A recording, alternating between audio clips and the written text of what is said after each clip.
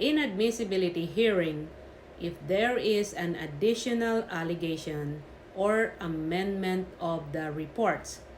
When receiving a case for a file in preparation of the hearing officer's first duty is to determine if the case meet the technical and legal factual requirements for presenting it to a member of the Immigration Division.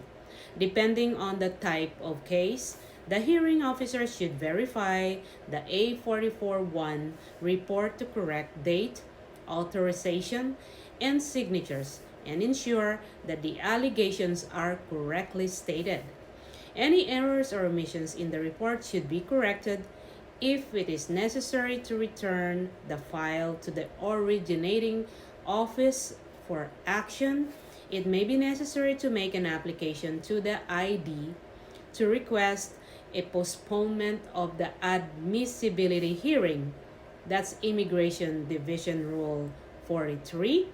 This is necessary only if the error or omission in the A44-1 report or evidence cannot be rectified prior to the hearing date and would seriously impact the presentation of the case by the hearing officer. The hearing officers must make sure that each of the essential components of the inadmissibility alleged in the report is supported by evidence, whether the evidence is documentary or based on testimony of the person concerned or testimony from other witnesses.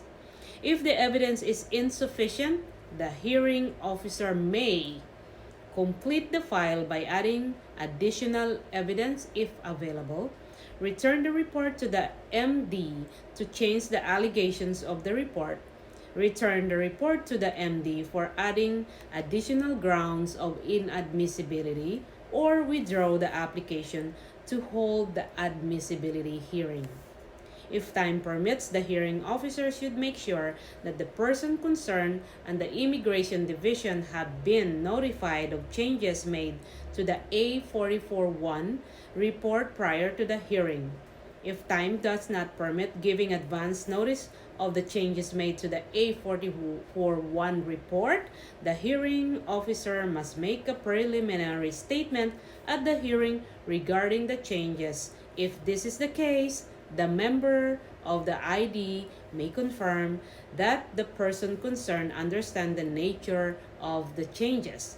If necessary, the member may grant an adjournment to give the person concerned time to prepare.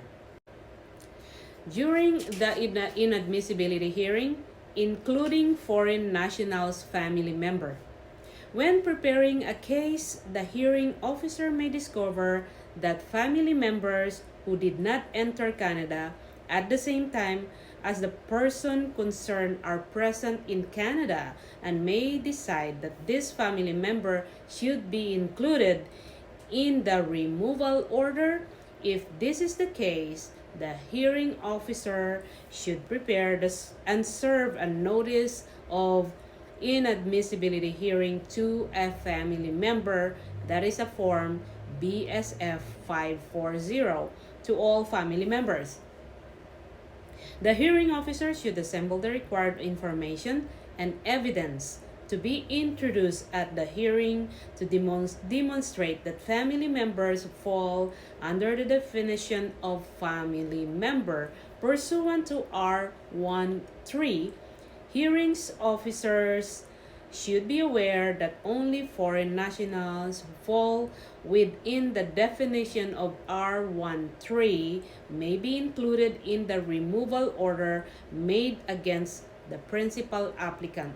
This does not include family members who are Canadian citizens or permanent residents. For more information about family inadmissibility, refer to Section 910 above. As I mentioned a while ago, which is the Section 910 is, hold on, let's find that out for about the family member. It says here, according to Section A42, a foreign national is inadmissible can ground of an admissible family members in the following two instances. One, the principal applicant is inadmissible because of the inadmissibility of a family member. Number two, a foreign national inadmissibility of a family member on grounds of inadmissibility of the principal applicant. Now let's talk about witnesses.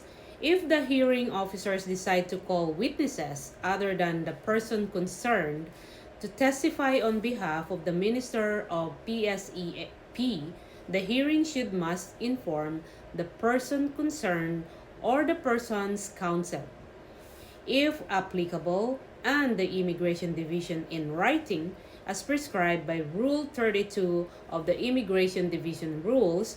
In this regard, the admission of expert evidence depends on the following criteria: relevance, necessity in assisting the trier of fact, the absence of any exclusionary rule, and a properly qualified expert. Personal information concerning witnesses and their testimony may consist of information that requires non-disclosure protection, in which case the hearing officer should make an application for non-disclosure. For information on application for non-disclosure, refer to Section 11, which I'm going to discuss later on. If there are reasons to doubt that a witness will appear as requested, and if time permits, the hearing officer may make an application in writing to the Immigration Division to request a summon. Immigration Division Rule number 33. How about questioning the witnesses? It is recommended that hearing officers prepare a strategy of questioning witnesses prior to the inadmissibility hearing. Based on the case at hand and on the fact hearings officers want to prove, hearing officers should consider a variety of potential questioning avenues. Considering and anticipating potential responses beforehand may help hearing officers to maintain control of the examination and ensure that important facts are captured. A list of the general areas to cover may be useful and preferable to a list of a question to be followed rigidly. Hearings officers should be careful about asking questions for which the answer is not known. Fishing expeditions can be unexpected results. How about attending a pre-hearing conference? The Immigration Division may require the parties to participate in a pre-hearing conference to discuss issues, reviews disclosures of information, and the procedures to be followed in the case at hand. Rule 23, 20, and then 3 of the Immigration Division rules provides that the Immigration Division must state orally or make a written record of any decision or agreements made at the conference. It is important that all decisions or agreements made at the conference are clearly outlined in the hearing officer's note, as the parties of the hearing will be bound by them. The next topic will gonna be presenting the case. So we prepared the case law, then presenting the case. This is about court hearing.